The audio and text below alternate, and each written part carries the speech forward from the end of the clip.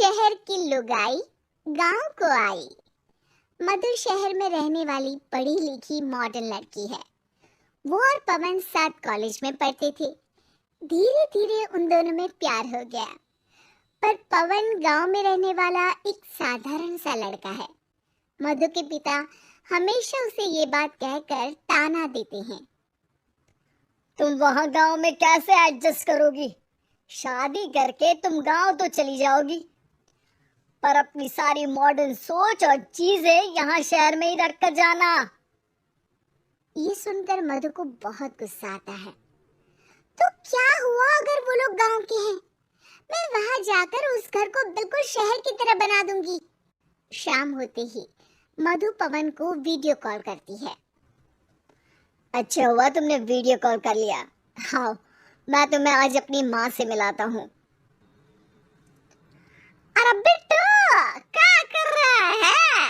ये क्या है? दूर करना इस टुनटुने को। जाने कौन दिख रहा है इसमें तो? अरे माँ, आपकी बहू का वीडियो कॉल है। आप इसमें अपनी बहू से आमने सामने बात कर सकती हैं। नमस्ते माँ जी, कैसी हैं आप? अरे जेका, ये बहू ने अपने कानों में क्या लगाया है? जो कैसे झुमके हैं? झुमके नहीं माँ जी, इन्हें ईयरफोन्स कहते हैं।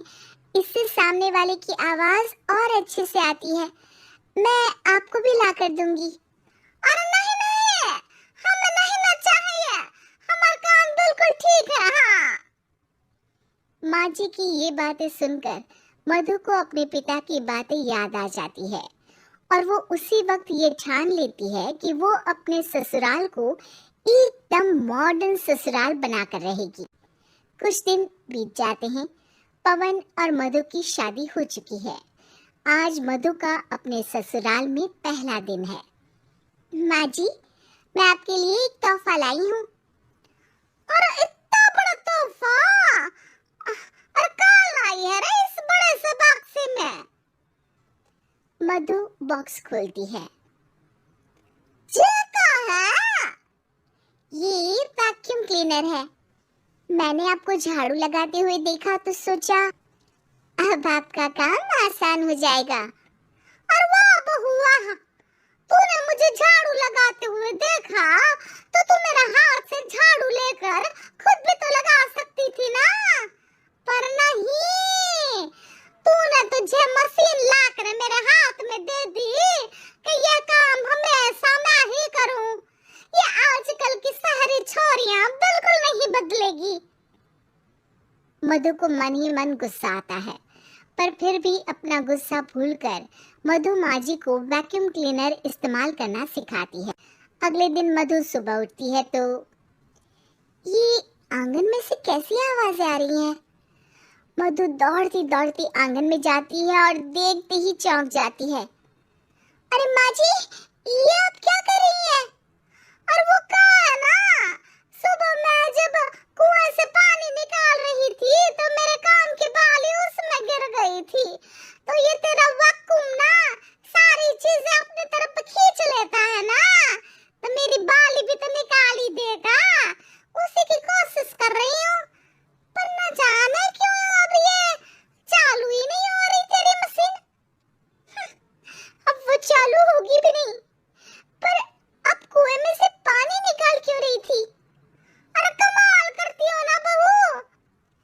पीने के लिए पानी क्या तेरे मायके से लाऊं मैं? अरे कुएं से ही तो निकालना पड़ता है। हाँ, पीने के लिए पानी और वो भी कुएं से। मधु दिमाग लगाती है और थोड़ी ही देर में घर में वाटर प्यूरिफायर लगवा देती है। ये देखिए माँ जी, इसमें बस एक बार पानी भर देंगे तो नल में पानी साफ होकर बाहर आएगा। अरे वाह रे बहू, ये तो बहुत ही बढ़िया चीज है। रात हो जाती है।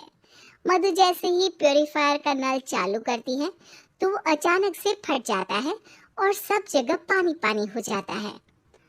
अरे ये क्या हुआ? ये क्या हो गया? मैंने तो बस इसमें उबला हुआ पानी डाला था, ये इतनी जल्दी खराब हो गया। अरे ये सारी सारी चीजें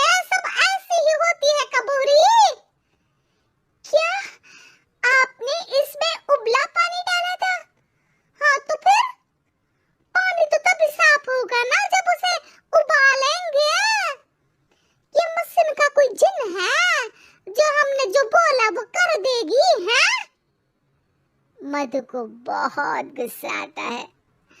इस तरह तो मेरा अपने ससुराल को मॉडर्न बनाने का सपना अधूरा ही रह जाएगा। नहीं, मैं इस तरह से हार नहीं मान सकती। थोड़े ही दिन में मधु पूरे किचन को मॉड्यूलर किचन में बदल देती है। अरे वाह बहुआ, इतनी सारी अलमारियां! माँ जी मॉड्यूलर किचन देखकर बहुत उत्सुक हो जाती है। ये बक्सा का है। बहू ने शायद गलती से यहाँ रसोई में रख दिया है, पर है तो ये बहुत ही बढ़िया। अगले दिन सुबह, अरे मायरी, क्या हो गया? मैं तो बर्बाद हो गई। मेरी सारी पूंजी जलकर राख हो गई।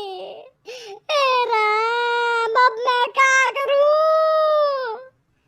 माँ जी की रोने की आवाज सुनकर मधु दौड़ी दौड़ी किचन में आती है और इतना धुआं देखकर घबरा जाती है। ये सब कैसे हुआ माँ जी? ये आग कैसे लगी? ये सब तेरा इस मॉड्यूलर किचन की वजह से हुआ है, और ऊपर से तूने तिजोरी जो रसोई में रख दी थी, मैंने जैसे ही अपने गहने और पैसे इसमें रखे और बाहर से इस ताले को घुमाया, ये तो 5 मिनट में ही आग बबूला होकर फट गया। अरे माँ जी, ये तिजोरी नहीं है, ये तो माइक्रोवेव है। इसमें गहने नहीं रखते, खाना गर्म करने के लिए होता है ये।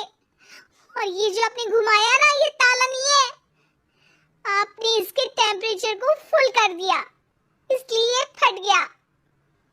माँ जी और जोर जोर से रोने लगती है।